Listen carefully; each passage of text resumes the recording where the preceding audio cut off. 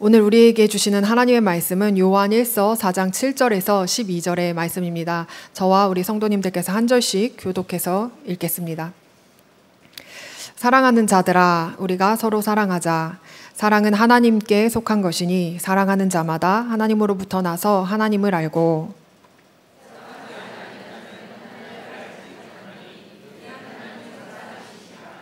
하나님의 사랑이 우리에게 이렇게 나타난 바 되었으니 하나님이 자기의 독생자를 세상에 보내심은 그로 말미암아 우리를 살리려 하심이라.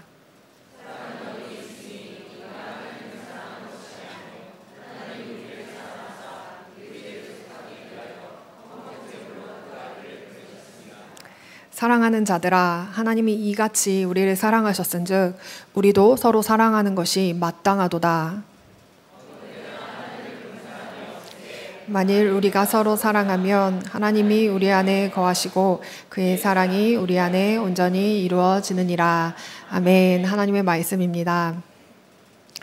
네, 저는 기간 파송으로 컴패션에서 사역하고 있는 강수진 목사라고 합니다. 이제 벌써 2년 가까이 되어 가는데요. 여전히 저를 알아봐 주시고 또 만나면 반갑게 성도님들께서 인사해 주셔서 감사하게 생각합니다. 그리고 또 그곳에서의 사역이 어떠한지 많이 물어봐 주세요. 컴패션이라는 기관은 국제 어린이 양육기구로 가난한 어린이들에게, 가난으로 인해서 꿈을 잃어버린 어린이들에게 그리스도의 사랑을 전하고 또 그 어린이들을 전인적으로 양육하는 일을 주 사역으로 하고 있는 기관입니다. 그와 함께 지금은 또 북한의 다음 세대를 섬기기 위해서 준비하는 사역과 한국교회 다음 세대를 섬기는 사역도 함께 하고 있습니다. 저는 그 가운데서 한국교회의 다음 세대를 섬기는 그 파트에서 사역을 하고 있습니다. 각 교회의 어린이들, 그 멤버십 교회들이 있는데요. 그 교회에서 어린이들을 말씀으로 잘 양육할 수 있도록 돕는 사역을 하고 있습니다. 이 사역을 섬기면서 이제는 교단을 넘어서 또 여러 지역의 교회들을 방문하게 되는데요. 선한목자교회에서 이제 사역할 때에는 그냥 뉴스로만 들었던 그런 소식들이었는데 지금은 한국교회 교회학교 상황들을 직접 가서 많이 보게 됩니다. 그러면서 다음 세대가 중요하다는 것은 너무나 모두가 다 알고 있지만 실제로는 말씀으로 양육하지 못하고 있는 어린이들을, 우리 다음 세대를 말씀으로 양육하지 못하는 그런 교회들의 현실을 보면서 안타까움을 느끼게 될 때가 참 많습니다. 우리에게 맡겨주신 우리의 다음 세대를 말씀으로 양육하고 또 성경적 세계관을 심어주는 일에 대해서 우리 성도님들도 더 관심 가지시고 또 함께 기도해 주셨으면 좋겠습니다. 오늘 본문의 말씀은 마음을 참 설레게 하는 초청과 권유로 시작이 됩니다. 7절, 8절의 말씀 우리 다시 한번 한 목소리로 함께 말씀을 읽어보도록 하겠습니다. 사랑하는 자들아, 우리가 서로 사랑하자. 사랑은 하나님께 속한 것이니 사랑하는 자마다 하나님으로부터 나서 하나님을 알고 사랑하지 아니하는 자는 하나님을 알지 못하나니 이는 하나님은 사랑이심이라. 사랑하는 자들아 하는 호칭부터 우리가 서로 사랑하자라는 이 초청의 메시지는 듣는 것만으로도 참 따뜻하고 행복한 느낌을 전해줍니다. 오늘날 세상이 너무 각박하고 또 점점 악해져 가는 모습과는 상반되는 그런 하나님 나라의 모습이죠. 이 초청과 권유의 메시지는 예수 그리스도를 통해서 이제 하나님의 자녀가 된 이들을 향해서 전하고 있는 메시지입니다. 요한이 이러한 초청을 하고 있는 그 근거는 사랑이신 하나님을 아는 것에 있었습니다. 하나님이 사랑이심을 알았기 때문에 이러한 초청과 권유를 하고 있는 것입니다. 초대교회 당시에는요, 자신들만 비밀스러운 지식을 가지고 있다고 주장하는 영지주의라는 이단이 있었습니다. 하지만 이들의 그 가르침이 거짓인 이유는 이들이 사랑이신 하나님을 알지 못했기 때문입니다. 본인들만 아주 비밀스러운 지식을 알고 있다고 주장했지만 이들은 정작 가장 중요한 진리를 놓쳤던 것입니다. 모든 성경 구절이 우리에게 소중하지만 오늘 본문이 더욱 소중하게 다가오는 이유는 사랑이신 하나님께서 우리를 위해 하신 일에 대해서 너무나도 명확하게 우리에게 말씀해주고 있기 때문에 그렇습니다. 9절 10절의 말씀이 바로 사랑이신 하나님이 우리를 위해서 어떠한 일을 행하셨는지를 말씀해주고 있는 구절인데요. 우리 다시 한번 또 말씀을 한 목소리로 함께 읽어보도록 하겠습니다. 하나님의 사랑이 우리에게 이렇게 나타난 바 되었으니 하나님이 자기의 독생자를 세상에 보내심은 그로 말미암아 우리를 살리려 하심이라. 사랑은 여기 있으니 우리가 하나님을 사랑한 것이 아니요 하나님이 우리를 사랑하사 우리 죄를 속하기 위하여 화목제물로 그 아들을 보내셨음이라. 아멘. 이 말씀은 우리가 또 복음의 정수라고 할 수 있는 요한복음 3장 16절의 말씀과도 같은 내용입니다. 요한복음 3장 16절의 말씀 한 목소리로 함께 읽겠습니다. 하나님이 세상을 이처럼 사랑하사 독생자를 주셨으니 이는 그를 믿는 자마다 멸망하지 않고 영생을 얻게 하려 하심이라. 아멘. 9절의 말씀을 보면요, 하나님의 사랑이 우리에게 어떻게 나타났다고 말씀하고 있나요? 하나님이 독생자를 세상에 보내셨는데 이는 그로 말미암아 우리를 살리기 위함이다라고 하였습니다. 그리고 다시 한번 10절에서 동일한 내용을 강조하여서 말씀해주고 있는데요. 사랑은 여기 있으니 우리가 하나님을 사랑한 것이 아니요 하나님이 우리를 사랑하셔서 하신 일이 바로 우리 죄를 속하기 위하여 화목제물로 예수님을 세상에 보내신 것입니다. 하나님은 우리가 아직 죄인 되었을 때에 예수님을 통하여 십자가에서 그 사랑을 확증해 주셨습니다. 우리는 이 사실을 수없이 들어왔고 또 너무 잘 알고 있습니다. 그래서 그리스도인이 되었고 이 자리에 있는 것이죠. 우리가 너무나 사랑하는 찬송가의 가사처럼 그 크신 하나님의 사랑은 말로 다 형용할 수가 없고요. 또 하늘을 두루마리 삼고 또 바다를 먹물 삼아도 다 기록할 수가 없습니다. 이처럼 다 표현할 수 없는 그 사랑을 우리가 받은 것입니다. 그 사랑을 받은 자들이 어떠해야 하는지 11절에서 말씀해주고 있습니다. 11절 말씀 같이 한 목소리로 함께 읽어보겠습니다. 사랑하는 자들아 하나님이 이같이 우리를 사랑하셨은즉 우리도 서로 사랑하는 것이 마땅하도다. 정말 그렇지요. 하나님의 그 놀라운 사랑을 받은 자로 우리가 서로 사랑하는 것은 너무나 마땅한 일입니다. 이는 예수님이 우리에게 주신 새 계명의 말씀과도 같습니다.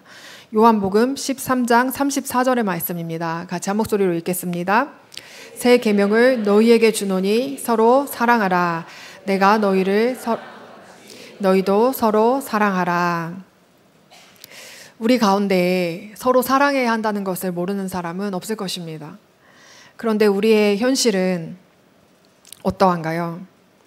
가장 가까운 가족들, 또 매일 만나는 직장 동료, 그리고 우리 교회 안에 사람들조차도 우리가 사랑하지 못해서 좌절을 경험할 때가 참 많습니다. 저는 수없이 이런 좌절을 경험해 왔고 지금도 그렇습니다. 그렇다면 우리는 어떻게 예수님이 하신 것처럼 서로 사랑하며 살아갈 수 있을까요? 그 답을 오늘 본문 10절의 말씀에서 발견할 수 있습니다. 오늘 본문 10절의 말씀 다시 한번 함께 읽어보겠습니다. 사랑은 여기 있으니 우리가 하나님을 사랑한 것이 아니요 하나님이 우리를 사랑하사 우리 죄를 속하기 위하여 화목제물로 그 아들을 보내셨음이라. 이제부터 사랑해야 할 사람을 사랑하지 못해서 좌절을 경험할 때마다 이 말씀을 기억하시기 바랍니다. 사랑은 여기 있으니 이 말씀을 기억하세요. 하나님의 사랑이 먼저라는 것입니다. 사랑은 우리가 노력하고 애쓴다고 해서 되는 것이 아닙니다. 하나님의 사랑 안에 거하는 것이 먼저입니다. 우리를 향한 하나님의 사랑이 정말로 마음으로 믿어져야 하고 그 믿음 안에서 하나님의 사랑을 누릴 수 있어야 하는 것입니다. 만약에 하나님의 사랑을 믿는 것 같지만 실제는 믿지 않으면서 하나님과 이웃을 사랑하며 살려고 한다면, 그렇게 애쓴다면 계속해서 우리는 좌절을 경험할 수밖에 없을 것입니다. 오늘 설교를 준비하면서 예수님의 사람 제자훈련 교재 1단원에 실려있는 그 이야기가 생각이 났는데요. 제가 그 부분을 잠시 읽어드리겠습니다. 몇 년 전 위기에 처한 10대 소녀들을 수용하는 사회복지시설에서 부흥회를 인도한 적이 있었습니다. 그곳에는 중고등학교 또래의 여자아이들이 100여 명 정도 모여 있었습니다. 그들이 얼마나 뜨겁게 찬송하고 기도했던지 말씀을 전하기도 전에 이미 부흥이 임한 것만 같았습니다. 말씀을 전하기에 앞서 기도하는데 저들이 하나님의 사랑을 정말로 믿는지 확인하라는 강한 내면의 음성이 들려왔습니다. 당연히 하나님의 사랑을 믿으니까 저 정도로 뜨겁게 기도하고 찬송하겠지라는 생각이 들었지만 주신 마음에 순종하여 저는 이렇게 질문했습니다. 하나님께서 정말 자신을 사랑하신다는 사실이 솔직히 믿어지지 않는 사람이 있습니까? 손 들어보세요. 맨 앞에 앉아있던 아이가 손을 들었습니다. 그 아이를 필두로 놀랍게 계속해서 아이들이 손을 들기 시작했습니다. 그들은 자신의 모습, 불행한 가정을 보며 자신이 하나님의 사랑을 받을 만한 존재가 못 된다고 생각한 것입니다. 겉으로는 그렇게 뜨겁게 찬양하고 기도하면서 말입니다. 많은 사람이 하나님의 사랑을 믿지 못합니다. 여전히 하나님께서 누구를 가장 사랑하시는지가 궁금합니다. 이런저런 사람이 생각납니까? 저 사람은 진짜 행복할 거야. 부러운 마음이 드는 사람이 있습니까? 그렇다면 아직 예수님을 인격적으로 만나지 못한 것입니다. 성도님들은 어떠신가요? 우리 가운데 하나님께서 누구를 가장 사랑하실까요? 하나님이 나를 사랑하신다는 것이 마음으로 정말 믿어지시나요? 무슨 이런 뻔한 이야기를 하나 싶으시죠? 하지만 이것이 얼마나 중요한지 모릅니다. 하나님이 나를 사랑하신다는 것이 정말 마음으로 믿어지지 않는다면 사랑에 대한 의무감과 부담감만 가득 안고 살아가게 될 수밖에 없습니다. 우리가 누군가를 사랑하기 힘들 때 사랑할 수 없는 그 상대방의 어떠함에 집중하는 것이 아니라 다시 말씀을 붙잡아야 합니다. 오늘 본문의 10절의 말씀이에요. 이 10절의 말씀이 너무나 소중해서 계속해서 함께 반복해서 읽어보고 있는데요. 우리 10절의 말씀 다시 한번 한 목소리로 읽어보겠습니다. 사랑은 여기 있으니 우리가 하나님을 사랑한 것이 아니요 우리를 사랑하사 우리 죄를 속하기 위하여 화목제물로 그 아들을 보내셨음이라. 아멘. 신앙생활을 오래 하신 분들일수록 너무 익숙하고 당연하다고 생각해서요. 이 부분을 간과하기가 쉽습니다. 목회자로 살아가는 저도 그렇습니다.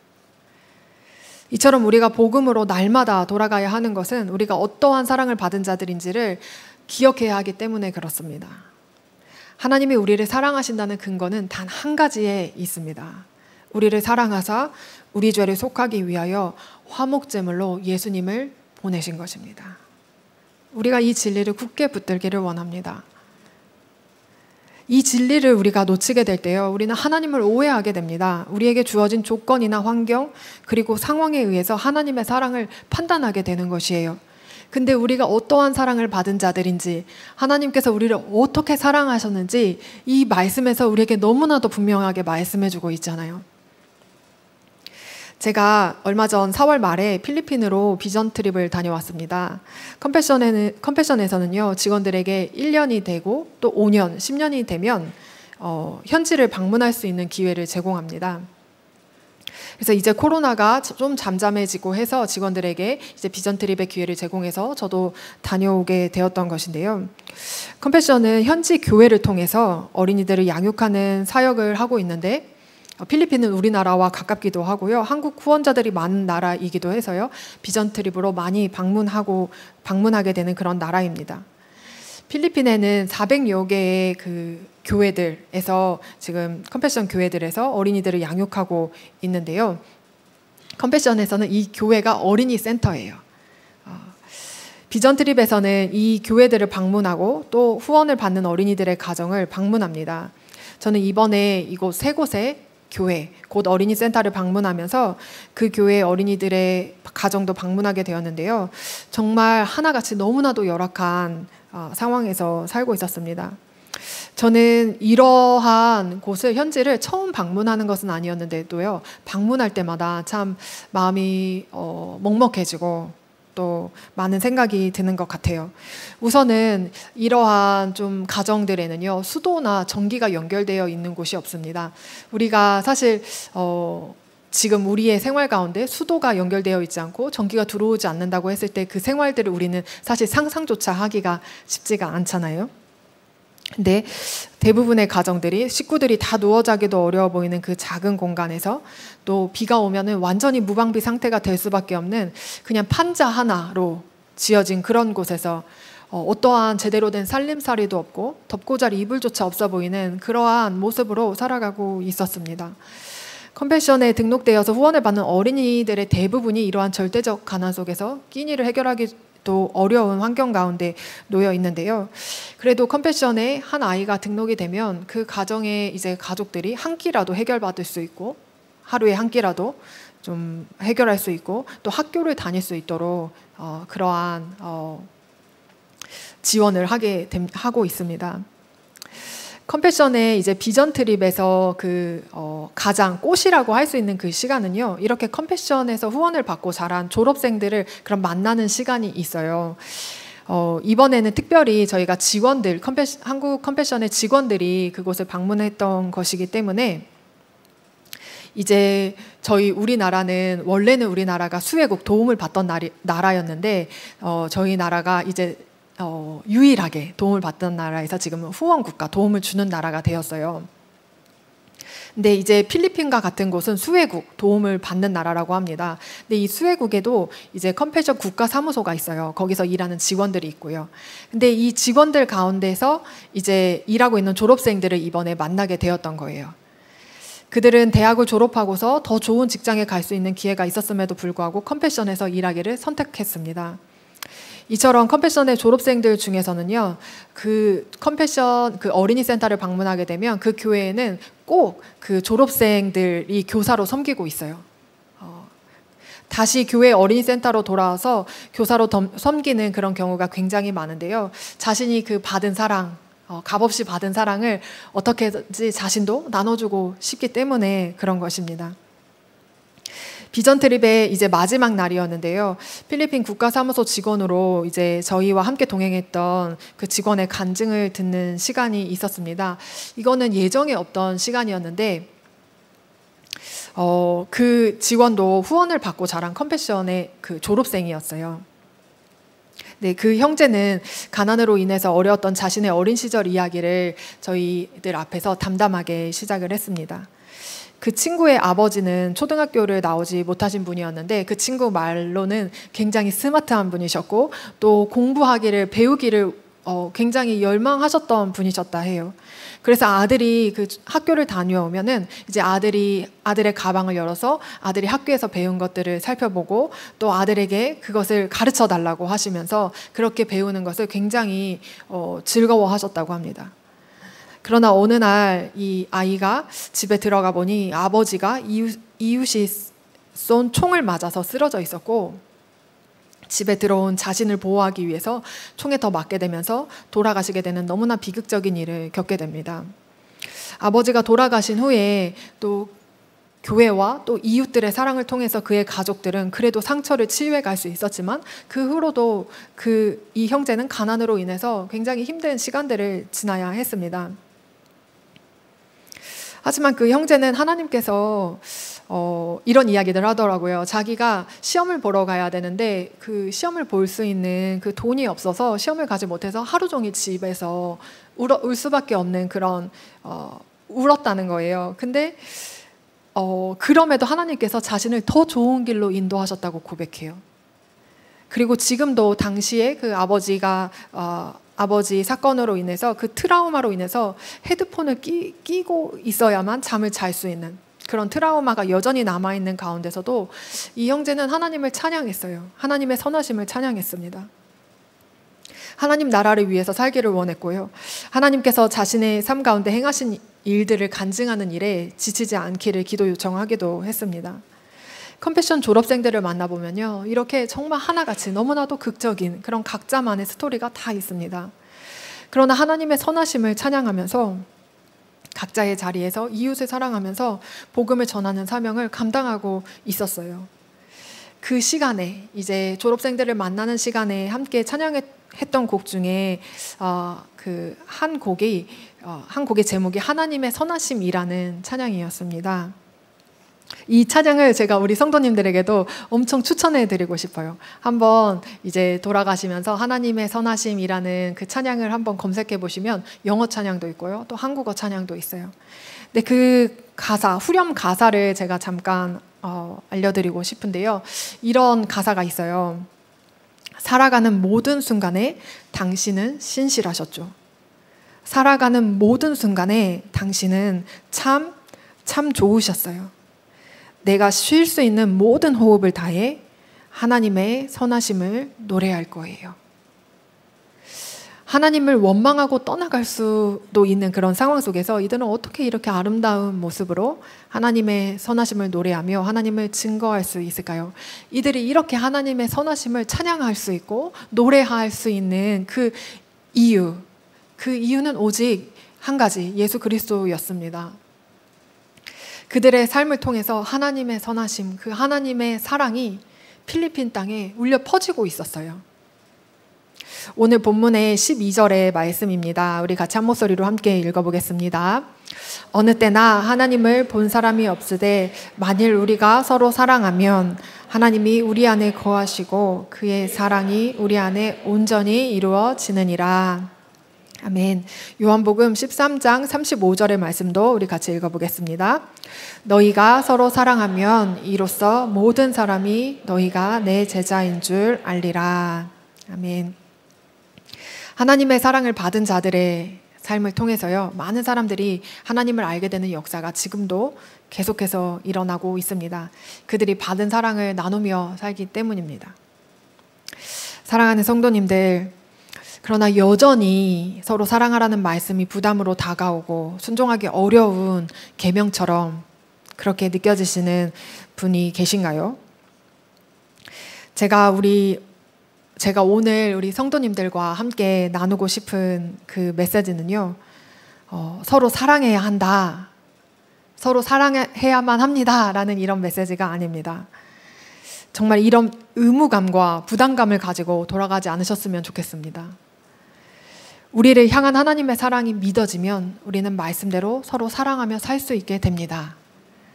그러니 하나님의 사랑이 믿어지고 그 사랑을 누리는 것이 먼저입니다.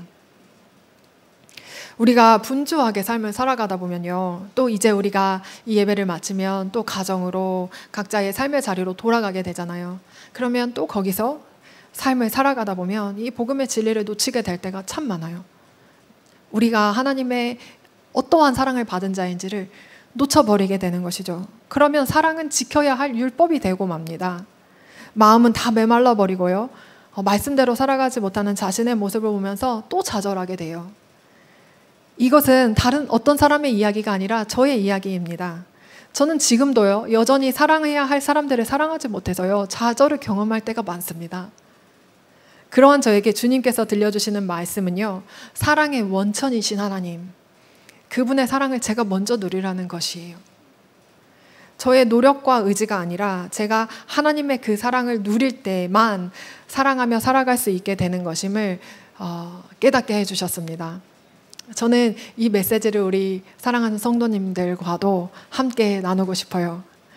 우리 성도님들이 오늘 어떠한 마음으로 이 자리에 나오셨던지, 그 하나님의 완전한 사랑이 그 마음으로 믿어지고, 그래서 그 마음의 모든 걱정과 염려, 또 아픔과 슬픔, 여러 가지 어떤 삶의 무거운 짐들로 인해서 지치고 또 상한 마음들이 있다면, 그 하나님의 그 완전한 사랑 안에서 그 마음이 회복되고 치유되는 이 시간이 될 수 있었으면 너무나 좋겠습니다.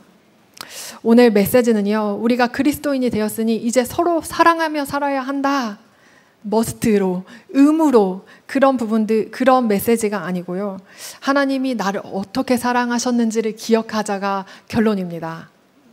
너무 뻔한 이야기를 하는 것 같나요? 하나님이 나를 사랑하신다는 이 메시지는요, 처음 예수님을 믿는 초신자들에게만 들려져야 하는 메시지가 아닙니다. 제가 오늘 말씀을 준비하면서 너무 뻔한 말씀을 우리 성도님들한테 전하는 것이 아닌가 하는 생각도 들었어요. 근데 이것이 너무나 중요하고 소중한 거예요. 이 하나님께서 우리를 사랑하신다라는 그 메시지는 그 예수님을 이제 영접하려고 하는 초신자들에게만 들려져야 하는 그런 메시지가 아니라 모든 그리스도인들에게, 우리에게 날마다 들려져야 합니다. 사랑하며 살아야 한다, 이것이 먼저가 아니고요. 하나님이 우리를 사랑하신다는 메시지가 먼저인 것입니다. 그것을 예수님이 보여주신 거예요. 그래서 우리에게 새 계명을 주신 거예요. 예수님께서 십자가에서 그 사랑을 우리가 스스로 해결할 수 없는 그 죄의 문제, 그 죄의 굴레에서 우리를 건져주시고 우리를 그렇게 사랑해 주셨잖아요. 그리고 이제 새 계명을 주시는 거예요. 내가 너희를 사랑한 것 같이 너희도 서로 사랑하라. 이것은 너무나 우리가 지키기 어려운 무거운 짐과 같은 그런 계명이 아니고요. 이제는 우리가 그 사랑을 받은 자로서 우리가 그러한 사랑을 사랑하며 살 수 있게 되었다 라는 그 축복, 사랑만 하며 살아갈 수 있는 축복을 우리에게 주신 것입니다. 사랑하는 성도님들, 우리를 향한 하나님의 사랑이 여기에 있습니다. 그분은 우리를 사랑하셔서 우리 죄를 속하기 위하여 화목제물로 그 아들을 보내셨습니다. 우리를 얼마나 귀하게 여기시고 사랑하시는지 우리는 너무나 쉽게 이것을 잊어버리지만, 하나님께서 우리 한 사람 한 사람을 이렇게 너무나도 다르게, 너무나도 이렇게 특별하게 이런 모습으로 우리를 창조하시고 우리를 정말 사랑한다고, 우리를 얼마나 귀하게 여기시는지 주님께서 들려주시는 그 음성을 우리가 찬양을 통해 듣고 또 고백하면서 우리가 이 시간 함께 기도하기를 원합니다. 우리 함께 나의 하나님 찬양하겠습니다.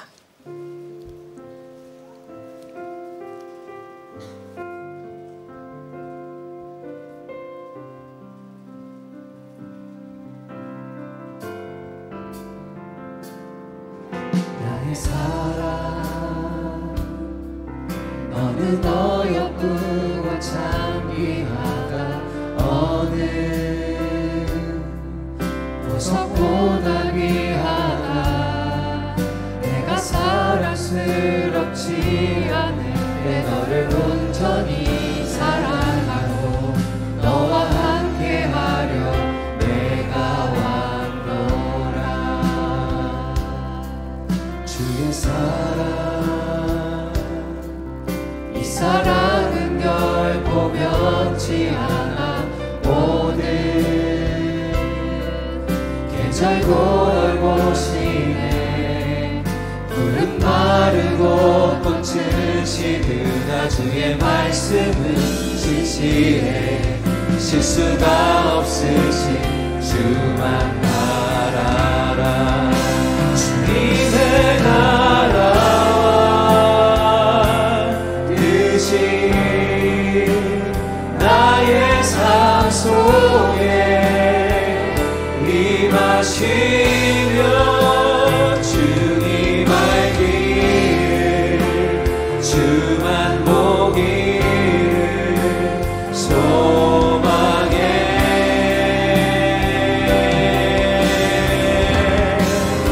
가볍게 살아갈 힘과 두려움없는 믿음 주신 나의 하나님 완전한 사랑 찬양해. 찬양하리 만군의 주 찬양하리 만군의 주 영원히 함께하시네. 존귀하신 사랑의 왕 영원히 통치하시네. 주님의 나라와 뜻이 나의 삶 속에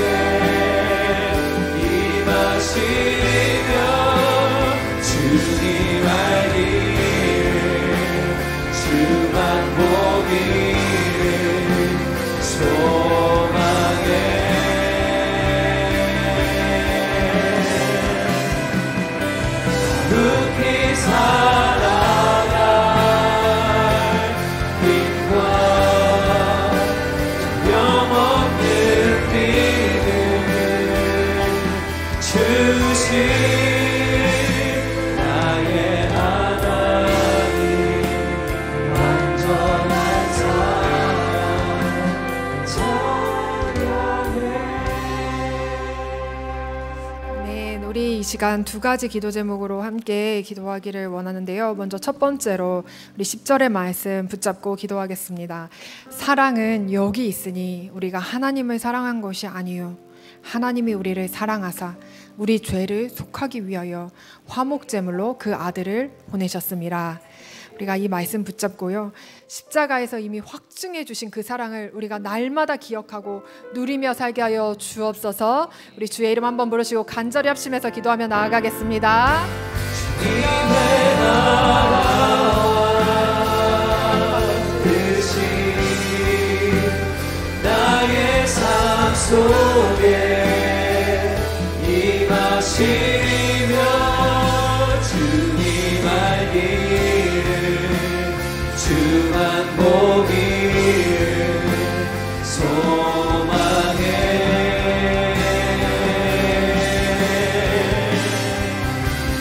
거룩히 살아갈 힘과 두려움 없는 믿음 주신 나의 하나님 완전한 사랑 찬양해.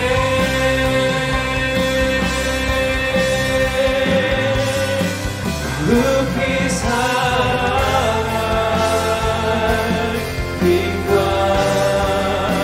두려움 없는 믿음 주신 나의 하나님 완전한 사랑 찬양해. 우리 이 시간 한 가지 기도 제목 더 붙잡고 기도할 텐데요. 계속해서 더 깊은 기도의 자리로 나아가시기 바랍니다. 우리 12절의 말씀 붙잡고 기도할 때에는 12절의 말씀 먼저 보겠습니다. 어느 때나 하나님을 본 사람이 없으되 만일 우리가 서로 사랑하면 하나님이 우리 안에 거하시고 그의 사랑이 우리 안에 온전히 이루어지느니라. 우리가 이 말씀을 붙잡고 기도할 때 우리가 서로 사랑함으로 하나님의 사랑을 세상에 증거할 수 있기를 위해서 같이 기도하기를 원합니다. 우리가 이 하나님의 사랑을 이미 누린 자들이기에 그 사랑 안에서 우리가 더 낮아지고 더 섬길 수 있게 하여 주시고, 그렇게 우리가 서로 사랑함으로 인해서 그 하나님의 완전한 사랑이 이 세상에 증거되게 하여 주시옵소서. 우리 이렇게 주의 이름 한번 부르시고 다시 한번 합심해서 기도하며 나아가겠습니다. 주여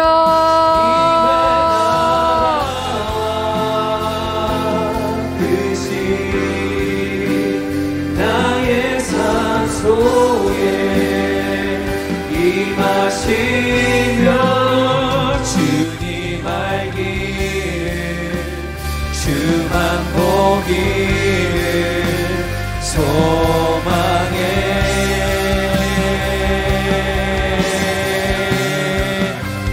거룩히 살아갈 힘과 두려움 없는 믿음 주신 나의 하나님 완전한 사랑 찬양해.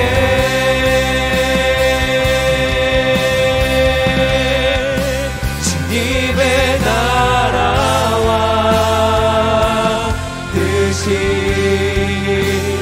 나의 삶 속에 임하시며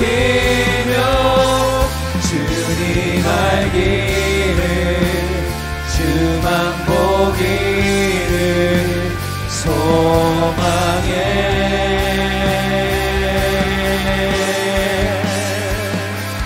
거룩히 살아갈